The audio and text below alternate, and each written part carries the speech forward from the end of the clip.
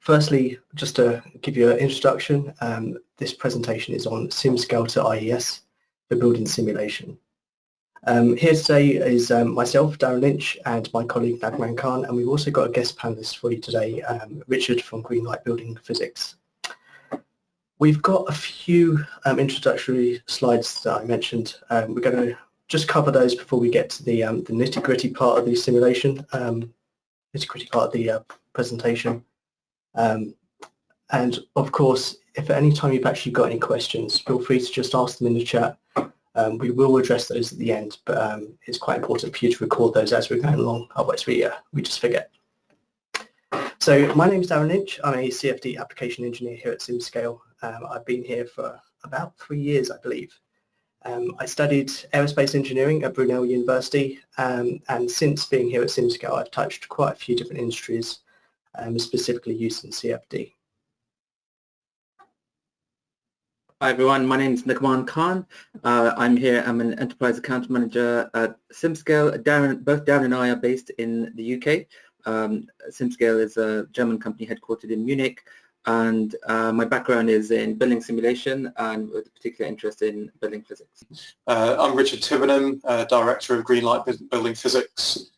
We've been trading now for just over 6 years, and we carry out dynamic thermal simulations predominantly using IES virtual environment software. Excellent, thank you. So a little bit about SimScale and what we do. So really the key thing about SimScale is that we are the world's first cloud-based engineering simulation platform, which is quite a statement, but definitely not lacking of that statement. So we have fluid dynamics software, we have solid mechanics software, and we have thermodynamic software. And it's all accessible within the browser. So you can log into SimScale just through Google Chrome. You're able to access your simulations. You don't need any local software. And of course, when you go home at night, your simulations will carry on running.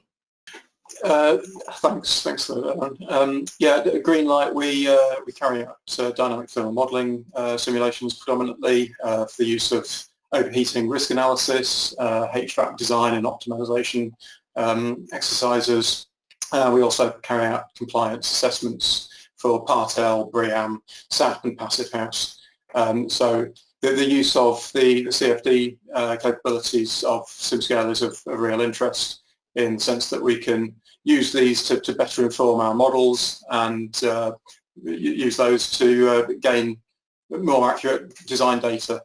Yeah, thank you, Richard, and it's lovely to have you on this webinar, Richard. So appreciate your time and your expertise on this. Thank you, Darren, as well.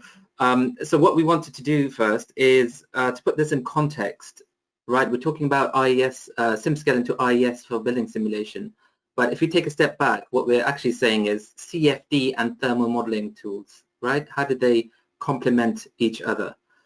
Where can they complement each other? Right, this is very important. I mean, Richard, what's your? I mean, just generally, Richard, you're out in the field, you know, working with contractors and consultants. What's your outlook on the industry right now with everything that's going on? Well, yeah, it's an interesting time at the moment. I think the last decade's been quite boring in some senses, in the sense that there's not been a huge amount of pressure to progress things in terms of net zero carbon. We obviously had the 2016 target for housing, which has been overshot and kicked into long grass somewhat. I do get the impression that a lot of these issues are governed more by energy costs than anything else, and they've been historically quite low for the last decade. But I think moving forward, there's a lot of pressure mounting from local authorities, and government have obviously now set a mandate for carbon neutrality by 2050. So that there is pressure mounting. So I think this does shine more light on a requirement to produce accurate computational models rather than just going through jumping through the hoops for compliance purposes. So yeah. I think looking forward to the next decade, I think things could get quite turbulent in terms of the economy perhaps, and not sure quite what the spin-offs of that will be, but I do think there will be increased pressure on accurate design data fundamentally. Absolutely. Let's talk about those models then. We wanted to put this presentation in context, really, of what we're talking about and some of the work we've been doing. So let's look at simulation tools for the built environment, right? And here's different types of analysis. This is by no means an exhaustive list. There may be other types that we do, but you know, in the second column, you can see analysis type and then the software type. And kind of outputs people typically use them for. So, you know, you've got your standard ones like, you know, whole building simulation software programs like IES and TAS, etc., which are dynamic simulation models. They use a climate file, the time series base, and we use it for energy loads, calculations like that. We also do compliance modeling, and then we have specialist outputs like daylight, solar, fabric, acoustic as well. We've got flow down there, flow, thermal, you know, where CFD comes in a bit more, and then, you know, there'll be other aspects of that like structural sizing for pipes and ducts, HVAC. Richard, what's your kind of, what do you focus on mostly? Well, the main area that I focus in is dynamic thermal modelling, largely for overheating risk analysis. So I tend to find that contractors obviously just fulfil the elements of a job that they're required to do, and historically it's been Part L which has formed the sort of backbone of the process, and now I'm seeing more and more people asking for overheating risk analyses as well. I think as things move forward, like I say, that there will be more pressure to do some of these more exotic exercises like CFD to economically design low energy and zero carbon buildings. That's right, and capturing that building physics is becoming cheaper and faster to do. You know, typically when people think CFD historically, they might think it's niche, it's specialist, it's expensive, it's time consuming, and that was the case many years ago.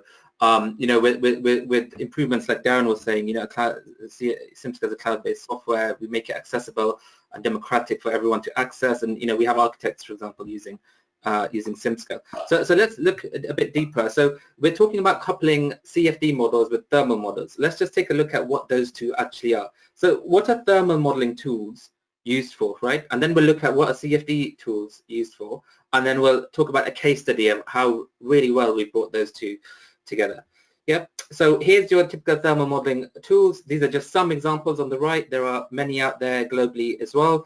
And what we do is typical kind of inputs you might have are, you know, the different types of gains, solar, fabric, internal, any heating and cooling added or removed, uncontrolled gains, and then you have the external environment, the climate data I guess you're simulating against, right? So you're exposing your building model to that climate data and various types of gains to see how it behaves, right? Essentially, these are prediction machines. We're trying to predict the building performance of our design, of our building design, using these computational models, right? And a lot of time that's very compliance driven, but it's also very performance driven. So we've done some work recently where on some passive house projects, passive house schools, for example. The great thing about passive house is it forces you to look at building physics a lot earlier in the design stage. And the outputs there, you can see, you know, many people use them for heating, cooling, energy. Richard, you tell me what are the key outputs that you're normally outputting and people are asking for? Well, largely, like I say, a lot of the work I do is on overheating risk analysis, so it's internal summertime temperatures largely. BB101 obviously looks at indoor air quality as well, but I think the real big issue is how you go about balancing those attributes with low operational energy demands as well, and that's when it starts to become a lot more interesting, rather than just saying, right, well, we'll throw some low G glass at this problem just to keep it a bit cooler in the winter, in summer rather, without thinking about the impact on wintertime heating loads perhaps. Then it's quite an easy task. But when you start to really optimize things annually, that's when these tools really come into play. Yeah, absolutely. So those are thermal modeling tools, and that's great. They have their place. Well, let's take a look at what is CFD used for. Right, because CFD is, again, a lot of people think it's a specialist tool, but it does so many things that thermal modeling tools cannot do, and they were not designed to do, right? So this is really important piece of information that we pick up here, hence the complementary nature of this exercise. So so in the previous slide we've seen, look, you want zone level outputs. Okay, so think of a room or a space, or call it a zone. You might want to see the temperature in that space, right, or the air quality in that space. These would be single level outputs. So I have a room and the average temperature in there is, I don't know, 20 degrees. Okay, CFD will give you that plus sub-zone level calculations and outputs. And this is really important, because if you think about the type of output CFD can give you, and now we're talking less compliance, more building performance, you know, really capturing the building physics, which is super important. We can see the temperature distribution and gradient within a space, right, horizontally and vertically. We can see air velocities and distributions within a space. We can, you know, visualize air phenomena, you know, how the air is moving around the space, things like the Coanda effect with different types of diffusers, swirl diffusers. And we've had a lot of people asking us recently with the whole COVID issue about modeling different types of diffusers and how that air spreads around in that space and how it's impacted by other types of gains and people and other HVAC equipment. CO2 is another good one. We often find that, you know, in the thermal modeling tools, you may get an output of a CO2. So let's say, and it will be time-based, right? So there'll be histogram type analysis where you'll say, you know, for 80% of occupied time, the threshold was below 1200 parts per million, for example, right? So you'll have that one value in the room, you know, it might be 1000 parts per million or 800 parts per million, and you would base all of compliance on that aspect of it. But actually in CFD, you start seeing the spatial distribution of CO2. And this is super important because a lot of times when we model spaces, you know, large spaces or classrooms, you can see lots of dead spots or high spots in CO2, right? And same with temperature as well, and drafts. And that's really important for thermal comfort. And again, thermal modeling tools, you know, it's unfair to say they can't do that. It's because they're not designed to do that, give you that output, right? What else do we have here? Calculating actual wind pressure coefficients. So the second half of this presentation talks a lot more about wind pressure coefficients and why they're so important. So we'll come back to that. Coupling the external internal environment, again, it's related to look, a lot of the time we'll have the weather file in thermal modeling tools, which might have wind speed and wind direction, but it's not really coupling the external environment to the internal one, right? And we'll show an example of why that's so important later. You know, you can look at smoke, pollutant, extract and dispersion, building aerodynamics, various types of porous media. So what impact do trees have, for example, on your surrounding trees have on your building, things like wind comfort and safety, and thermal comfort as well. So these are, you know, and if you look at the difference between the two, you can see again the thermal modeling, very high level, right? You want energy, you want gains, you want loads, and you want CO2, and there's various ways to get that. And CFD, a lot more detail. You're capturing a lot more of the building physics. And I think that's where a lot of the performance comes in. You know, how much of what we model is reality based, right? In CFD, we're capturing the reality of the physics as much as possible. Whereas in thermal modeling tools, what you're doing is something different. You're using simplified empirical relationships based on a lot of assumptions to represent the model in your thermal model and simulate it against a climate file, right? And that has its space, and that's great for what it's used for. So we're trying to highlight the difference here and how the two can be complementary. Yeah, Richard, does that make sense? Is there anything you want to add there? Absolutely. Yeah, I mean, the whole process is just about refining the quality of data that you're getting out of these things, and the different schemes will have different demands on them. But I think it's moving things, as you say, to a closer level of reality, so that rather than just designing, exporting data, which is fine for a BREEAM certificate perhaps, but it isn't sufficient to actually work with design-wise, is what this is all about. So yeah. You've covered it. Yeah. Great. So Darren, it'd be great if you could elaborate a bit more on you know, some of the things people might not know CFD is used for when it comes to building performance. So I'll hand over to Darren. Yeah. Thank you. So yeah, really when we talk about CFD for building services, it splits down into two main categories. It splits down into external building aerodynamics, and then also internal building fluid flows, such as thermal comfort type analysis. So what we're looking at first is this external building flows. And we can get many different outputs. Some might be, for example, pressure outputs, but what we're looking at here is actually pedestrian comfort type outputs. So we're looking at what the flow looks like at a pedestrian level. And in this first picture, we can actually see that we've got a flow accelerating around a sharp edge of a building. And that is obviously going to cause some discomfort. If someone was walking around that corner, they might be in for a shock. But what our job is to actually do is figure out where these places are, how bad they actually are, and also how we can improve this for the pedestrian. And that's what we can use CFD for. Sorry, just go back one, please, Nikomon.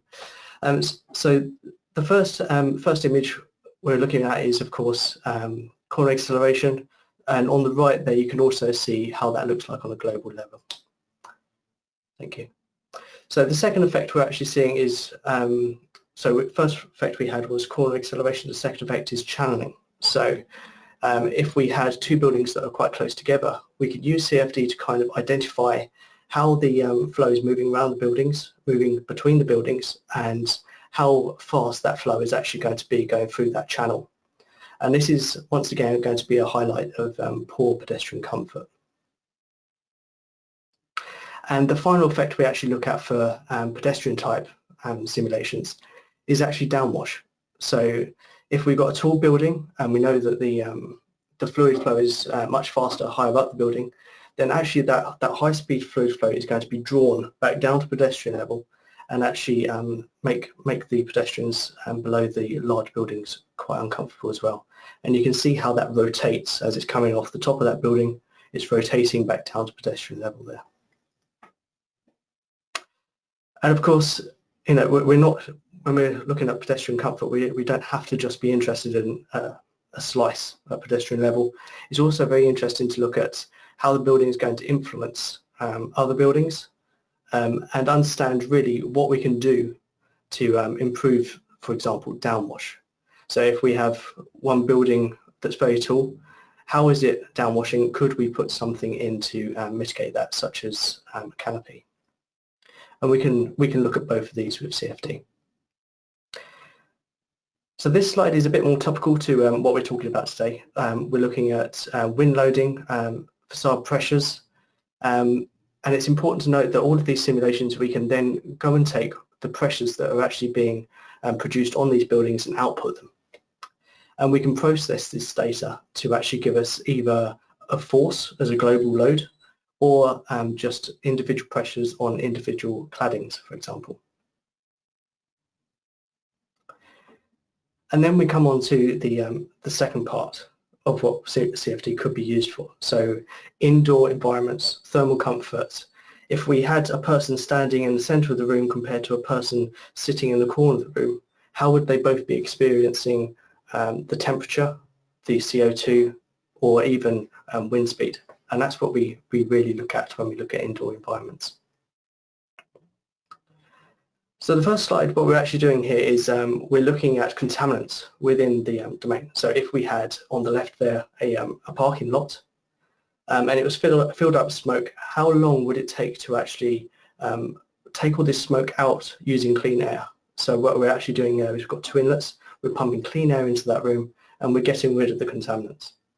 At the bottom there, obviously quite topical to the problems we're having at the moment, this is a COF simulation in an aircraft. And what we can actually do is we can trace the contamination as it's moving through throughout that area and space. So more about what we do really in SimScale on a very daily basis is this thermal comfort type analysis. We have a lot of customers using it for this analysis type, and what we're really doing here is we're getting point data of the temperature and the air velocity to figure out how comfortable a person might be in various areas. So in this slide, we're actually looking at the fluid velocity or the speed of the fluid flow. And this obviously negatively impacts a person sitting below, say, a blower. So if you're below a blower, it might be about okay temperature, but if there's really fast wind blowing in your face, then you're not going to be very comfortable at all. Great, thank you, Darren. So just a quick overview of some of the things that CFD can be used and how your building performance and building design can benefit from these kinds of tools. Let's get onto the case study. This is really fantastic results we've been getting here. So the background to the case study is this, right? Here's one example of something that thermal modeling tools are not designed to do, but everyone uses it for them, right? Or rather, people don't have a very good understanding. So if you think about a building, it's surrounded by air, and there's a wind pressure profile around your building and openings, right? You have windows, doors, cracks and gaps for infiltration. And your that pressure, the difference between the outside and inside pressure, there's a delta P, right? And that delta P will determine all airflow exchange between the inside and outside of your building. So all your fresh air, your ventilation, your infiltration is determined by this, right? And obviously there's a difference in temperature as well, right? So there's a delta T between the air mass inside the building and air mass outside of the building. That's why loads and energy come in here as well. So this pressure difference, the wind pressure at an opening is this PW here. You can see it's got a variable here called CP, which is the wind pressure coefficient, right? So this is very important. So the PW, the wind pressure around your building and at the openings, is proportional to the wind pressure coefficient. Now other variables there like density and wind speed, these are either a constant or taken from the weather file. So that CP begs the question, what actually is a CP, right? Has anyone ever thought about this, and where does it come from, and how do thermal modeling tools actually apply them, right? So what we're saying here is your CP, your wind pressure coefficient value, determines your fresh air and air exchanges, and it contributes in a big way to your heating, cooling loads, hence your energy and thermal comfort, right? But no one really knows about CP values, right? And the reason that is it doesn't, these thermal modeling tools, they don't account for any of these things in this bullet list, right? And the interesting thing is that your CP value is dependent on all of these things, right? So in very simple high-level terms, your wind pressure coefficient is dependent on, obviously, turbulence in and around the building, external wind conditions, local building context, terrain, exposure types. But the thermal modeling tools don't take any of this into account, or treat it so simply as to make it, a very high-level assumption. And we found that most people, thermal modelers, even expert users, will not really know much about the CP value and the wind pressure coefficient value. In fact, I'll go as far as to say that the wind pressure coefficient is the last major input to building simulation that hasn't been regulated in any way whatsoever. If you think about other inputs, right? Look, U values, they're straight up in building regulations, G values, things like that. Even occupancy profiles are regulated now. We have these documents, CM59, TM50, that tell us how to do these kinds of calculations, right? But the wind pressure coefficient, no one ever talks about it. And it's not something, the knowledge isn't really out there to be able to understand and appreciate what it is and what impact it has. And we found actually it's one value that has a disproportionate impact on your overall building performance, right? And my gut feel based on experience and the work we've done recently is a lot of the time you get overheating in buildings, especially in city centers, where they're naturally ventilated or where natural ventilation is a big part of the overall design strategy. So I'm talking schools, I'm talking residential, I'm talking things like care homes, education buildings, other types as well.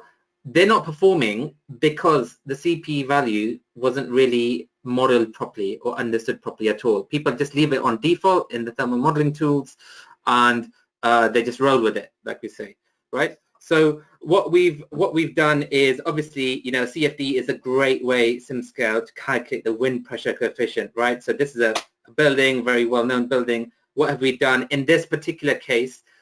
Using IES, our partner here, Richard, is an expert user of IES. So we said, look, why don't we get together, calculate the wind pressure coefficients for a building in SimScale, in CFD, export those wind pressure coefficients into IES, run the simulation and compare results, see what happens, right? Richard was like, great, let's do it, loves a bit of research, and this is what we're doing, and here's the results we're going to present to you, right? So in SimScale, we've run 16 wind directions in parallel, very quick, super easy to do. In fact, it's a lot easier to use than most other even thermal modeling tools out there. And we export the results.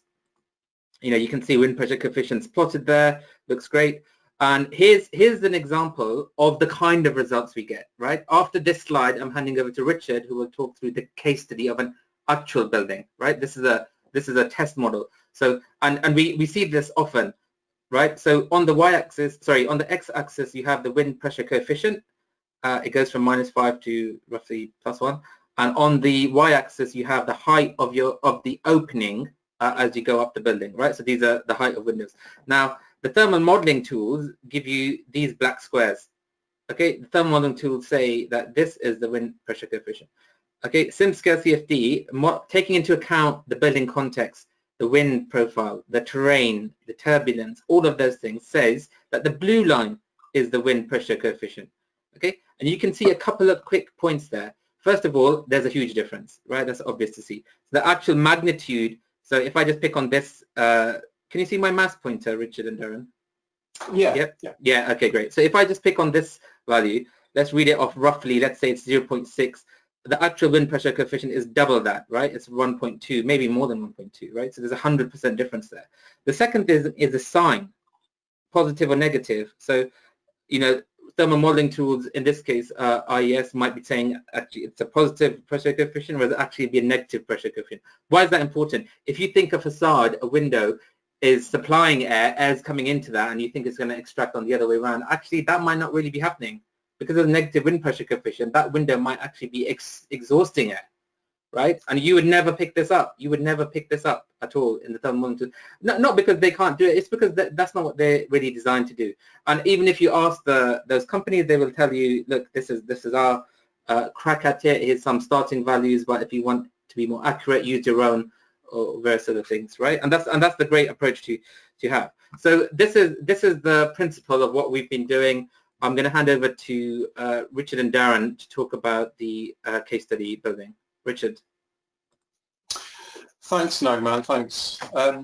So yeah, as Nikomon explained, the default data that's incorporated into the IES software is included in a module called MacroFlow.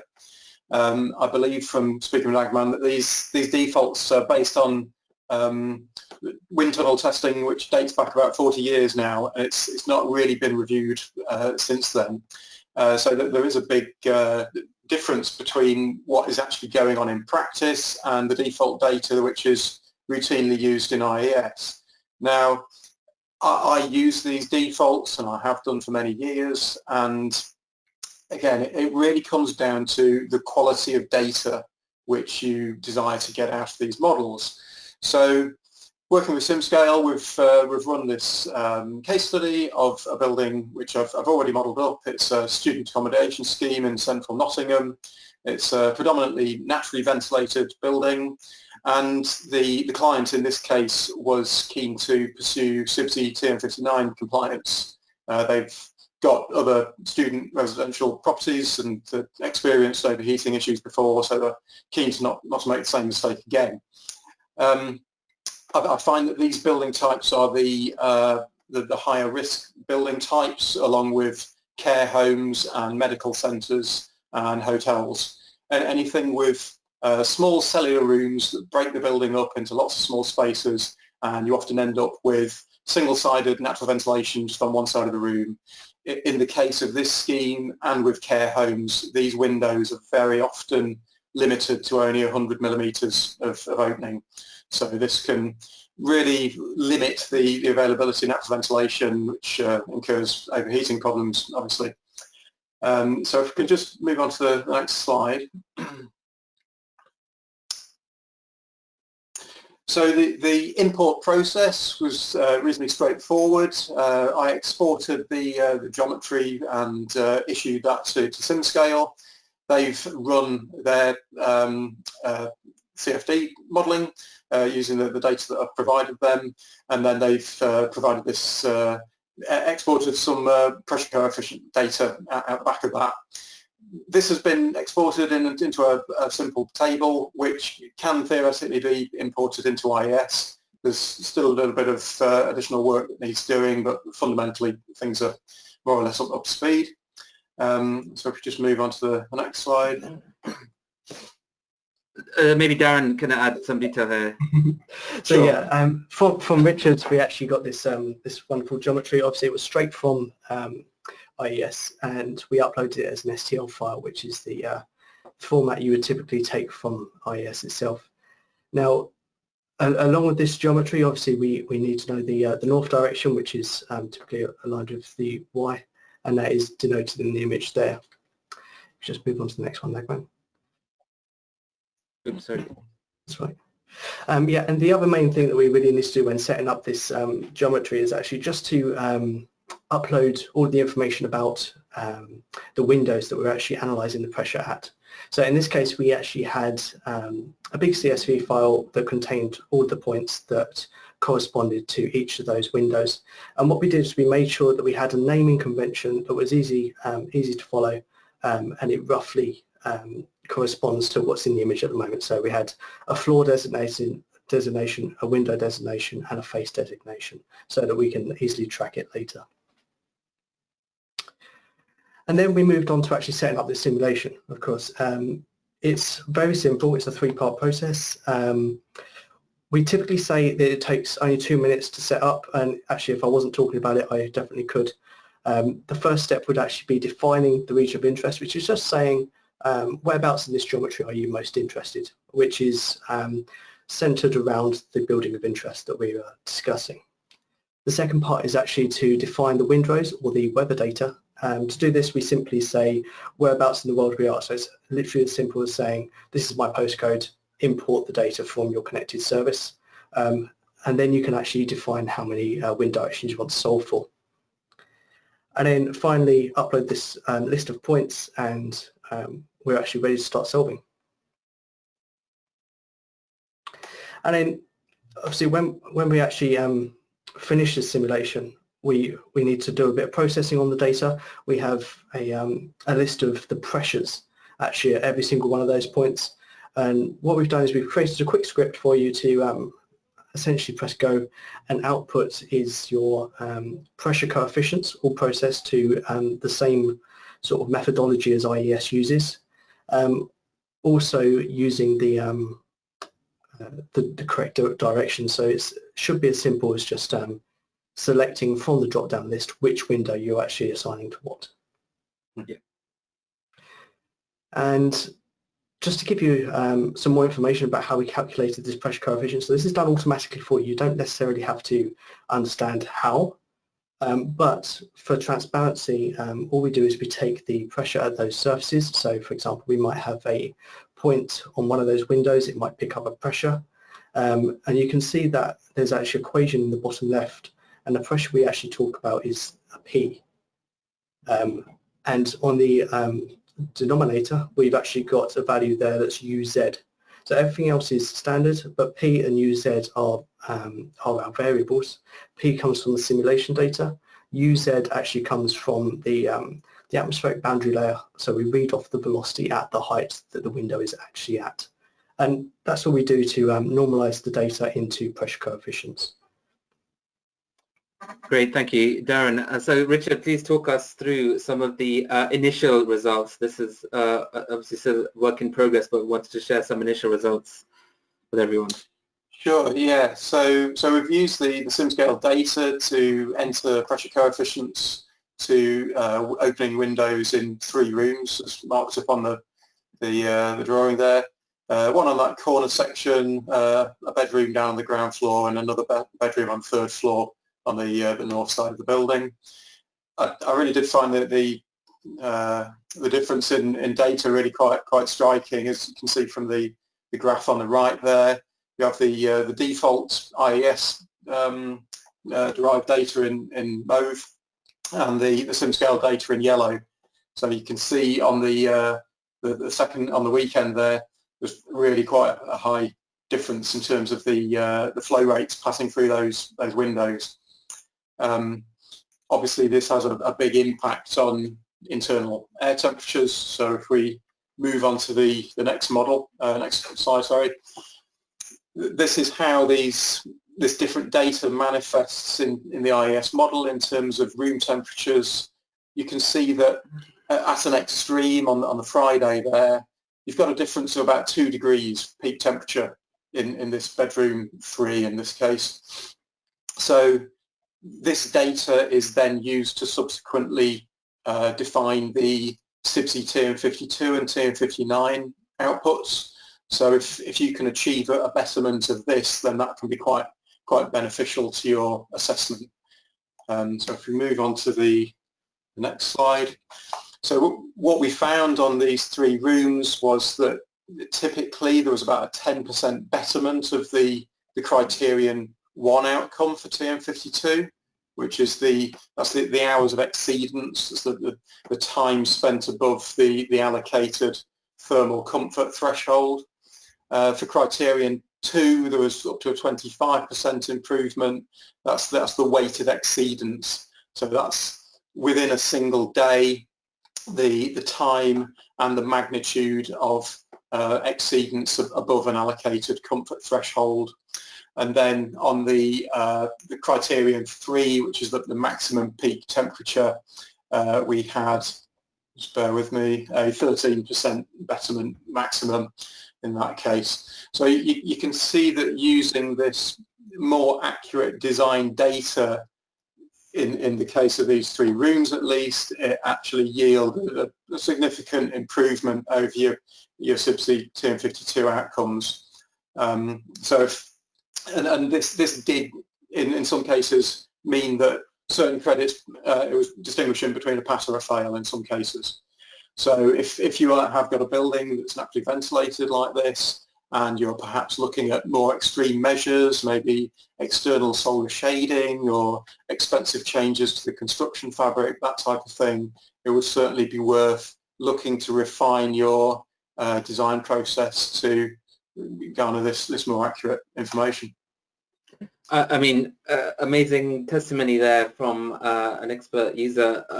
Really great. Thank you, Richard, for that. I think it really begs the question, Richard, of how much building physics are we, your Greenlite building physics, right? How much building physics do we normally capture when we just stick to kind of the standard approach, standard tools? This is a great example where with just a little bit more work, capturing a bit more physics, it actually shows you could.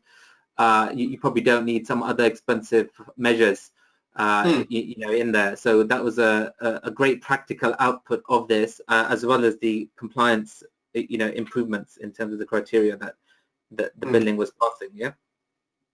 Yeah, absolutely. Yeah, I mean, I think it's largely compliance driven, the industry. So industry participants will do as is required to jump through the allocated hoops. But if we are looking to really optimize the performance to cost balance of low energy buildings in particular, then you need to be using accurate data. If you're not doing that, then you're essentially shooting in the dark. And I see this happen all the time. Buildings which have got roofs full of PV and AC units running off the PV and so on and so on. It's poor allocation of capital, really, and I think it is derived out of the availability of cheap energy and not too many questions really being asked on how much energy a building will use. But obviously that is starting to change now. Yeah, absolutely. Let's not talk about heat pumps, so we'll be here all day. Let's sum up and then let's take some questions, because we've got some great questions coming up. Darren, do you have access to the questions? Yes. Yeah, okay. Why don't, Richard, I will just have a summary and then I'll hand over to Darren and we can take some Q&A. So correct. I think what we've seen here is, look, one great example of, there's many, right? One great example of using CFD to really enhance the thermal energy and building performance of your projects and your designs is really a great way to go. There's so many things that CFD can capture, not just at the building level, but at a product level, right? You have, I can see Owen's posted a comment about discharge coefficient. Fantastic question, Owen. It's a great point about, how much data out there is there. that's useful, is what Richard was saying. And you can use CFD to really test a lot of products, put them through their paces, use CFD to capture discharge coefficient, thermal bridging, heat loss, various other things in a lot more detail, and then feed that into thermal modeling. I mean, thermal modeling should just be one tool that we're using, right, for our building performance and our building designs. I think definitely the role and space for CFD is getting bigger and bigger all the time. And remember, one of the reasons, I think one of the reasons this was never done historically was because people always thought, and it's true, it was true, that CFD was difficult and it was expensive and it was niche and it was hard to learn. And those things were true, but those things were true of dynamic thermal modeling back in the 80s as well, 80s and 90s, when everyone had to script things and put vertices in to draw, before the 3D modelers came along. So SimScale is a great example where we've taken CFD, we've put it on the cloud, put a nice interface around it, and we've made it accessible to everyone, to building physicists, to consultants, to engineers, M&E, architects, and they can really use this in a fun and easy way to enhance the designs of their building projects. Darren, just quickly, how long would it take you to train someone on how to set this up and run a quick PwC analysis? So typically we have a session of about half hour at most, and that includes a question and answer session and a brief discussion on the geometry as well. So normally I run through the simulation setup itself in 10 minutes. There you go, half an hour training to get these kind of outputs in SimScale. We don't go in for 3-day training courses or 5-day training courses. I don't think you really need to. We've automated the workflow and process quite a lot, and that's a great thing to make it easy and accessible to everyone. Richard, before we take any questions, what's your outlook on this? Should everyone be doing this on every project? Certainly the ones that are naturally ventilated. Well, yeah, absolutely. I think it's particularly critical on anything that employs natural ventilation. I mean, you've got building types like care homes, which are typically single-side ventilation. But then when you look at things like student university buildings and the like, which have natural ventilation for large pedestrian areas, that type of thing, again, really comes into play. So yeah, it's very simple to incorporate into IES. A little bit more time, obviously, with allocating each CP to the windows, but you're doing that to get better quality data at the end of the day. So yeah. And if it means spending an hour longer and getting a pass on TM52, great. Darren, how are the questions coming? Yeah, I think I've got 3 or 4 questions that we can ask you guys if you're ready for them. Yep, let's do it. Yeah, great. Okay, so I think the first one is really your opinion on this. This one's from Owen. I think the ventilation opening loss coefficient, CD, is even less well understood than CP and potentially has an even greater impact in dynamic thermal modeling results. What do you think on that one?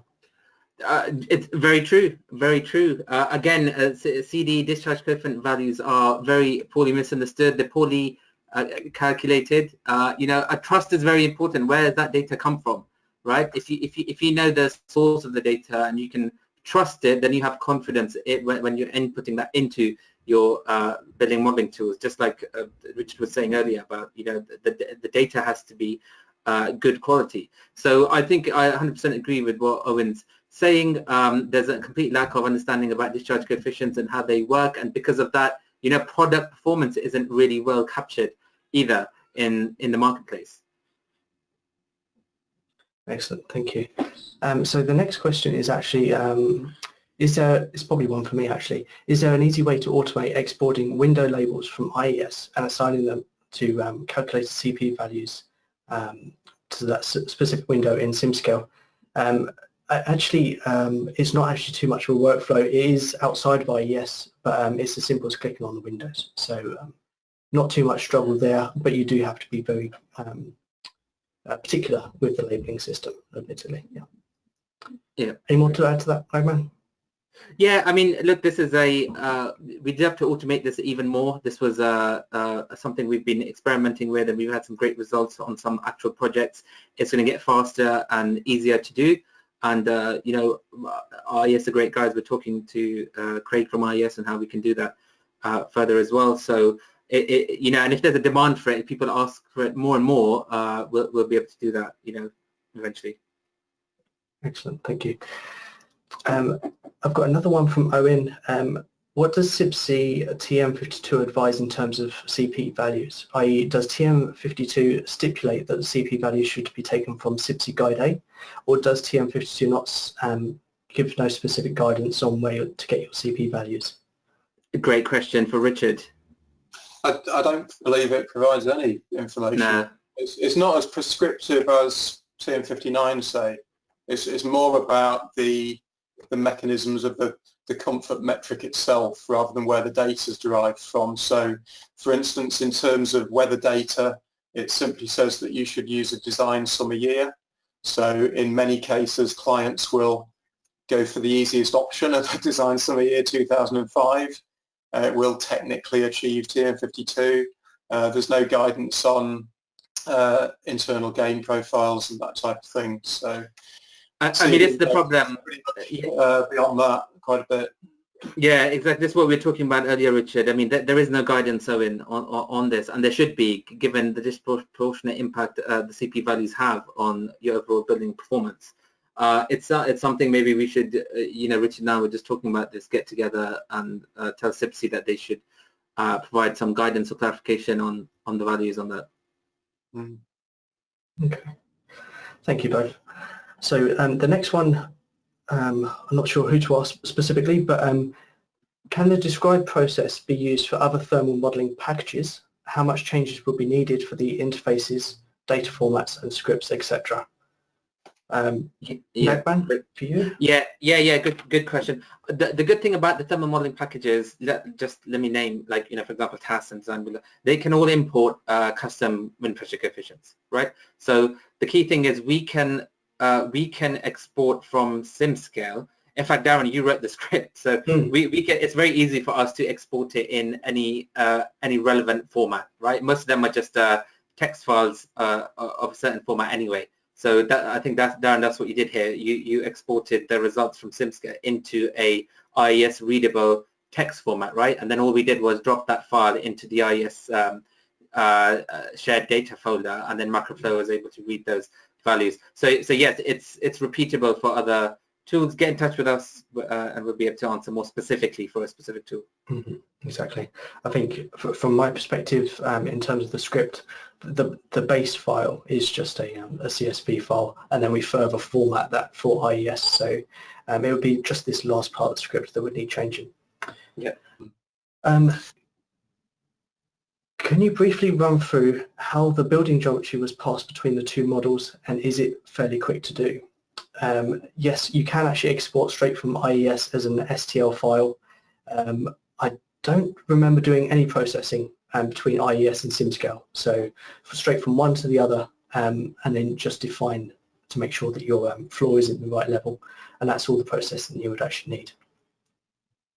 I would add there, Darren, it's certainly worth running a model check within IES just to check that all adjacencies are correct. Yeah, good point. Thank you. Excellent. I think just one more question, and if anybody else has got any more questions, please raise your hand so that we don't cut you off if you're typing, and then I will of course read it out here. So the last question is, let me just read it first.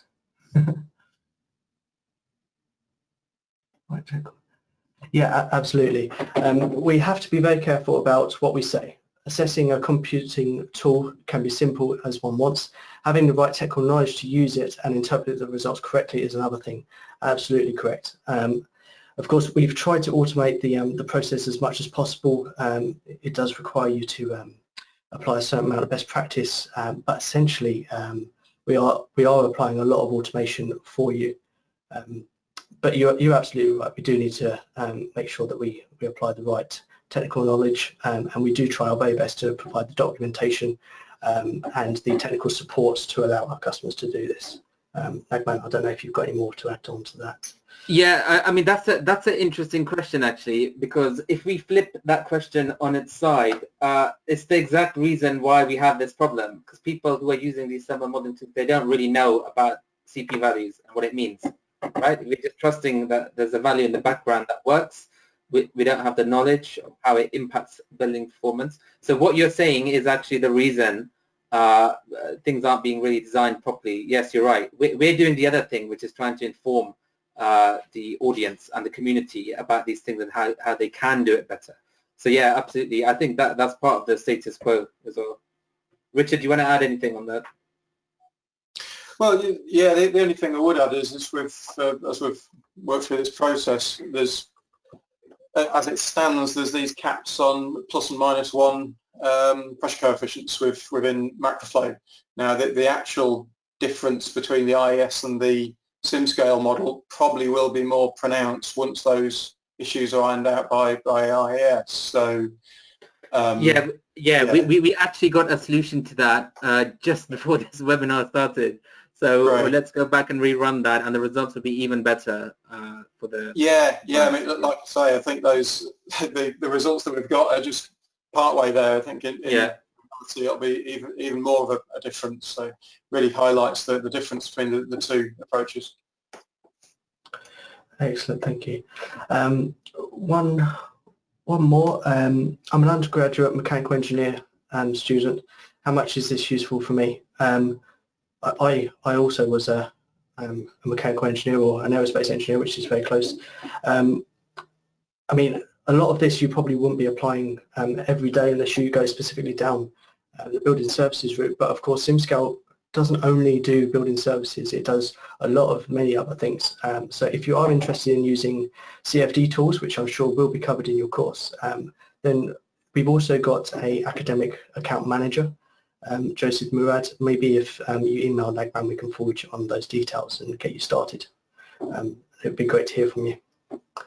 And also we've got a very kind comment from Owen. Industry practice needs to evolve to make better use of software improvements just like this. Keep it up. Thanks for the demo. Thank you very much for joining, Owen. Thank you. Yeah, thanks everyone from my side as well. Yeah, thanks for taking the time to join in. Thank you. Excellent. Okay, I think that is it. I don't think there are any hands up. No? Okay, so I think that's all the questions in, and I think we're going to close the webinar there. Thank you very much everybody for joining. There will be an email that follows this with the recording and things like that within the next couple of days. And of course, if you want to reach out to myself or Nikomon, then I think, yeah, he's got his email on the screen there, then please do reach out there. Thank you very much.